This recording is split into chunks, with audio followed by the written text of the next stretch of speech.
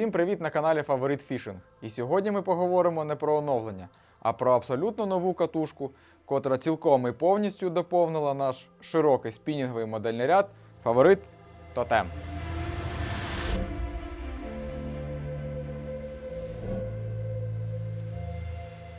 Але спершу трохи нагадування. Тотем – це наша широка спінінгова лінійка у середньому ціновому сегменті, де ми використали карбон від Toray T1100 і офіційно це підтверджуємо бірками від Toray, котрі ми отримуємо напряму із Японії під кожне наше замовлення. Ідея створення цієї лінійки полягала в тому, щоб закрити прогалину між бюджетними та топовими моделями, котра могла закрити потреби тих, хто, наприклад, вже виріс з X1, але фінансово не може собі дозволити Sky чи Black Swan. Більш детально про тотем можна ознайомитись за посиланням. А зараз про катушку.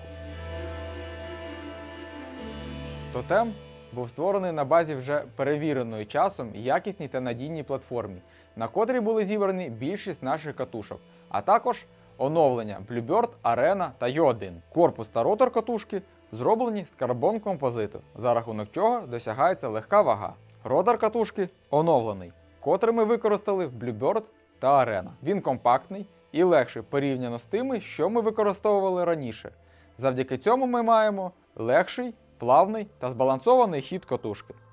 Складна і водночас вдосконалена конструкція колісного механізму, котра відповідає за подачу шпулі штока із додатковим підшипником, забезпечує якісну намотку із тонкими PE-шнурами. І в свою чергу усуває типову проблему із стуком механізму у крайніх положеннях штока, як це було раніше. Наразі у мене у руках наша тестова катушка у розмірі 2500 із намотаним шнуром товщиною 0,6 по японській класифікації X-Braid Upgrade. Можете оцінити намотку самі. Дужка суцільна, без з'єднань. Саме таке рішення використовують у катушках середнього та топового цінового сегменту у світових брендів. Вузол жилковкладача такий самий, як ми встановили на Arena, із одним підшипником, і його повністю адаптовано для роботи із тонкими PE-шнурами. Шпуля максимально полегшена завдяки великій кількості виборок металу та перфорацій. Фрикціон достатньо плавний, із тонким налаштуванням. Він складається із однієї фетрової шайби, як у більшості сучасних катушок від великих брендів. Насправді, такого фрикційного пакету цілком достатньо для наших умов. Гайка фрикціону має повноцінний захист від потрапляння бруду та води до фрикційного пакету. Захист забезпечується гумовою манжетою, яка додатково змащена гідрофобною змазкою.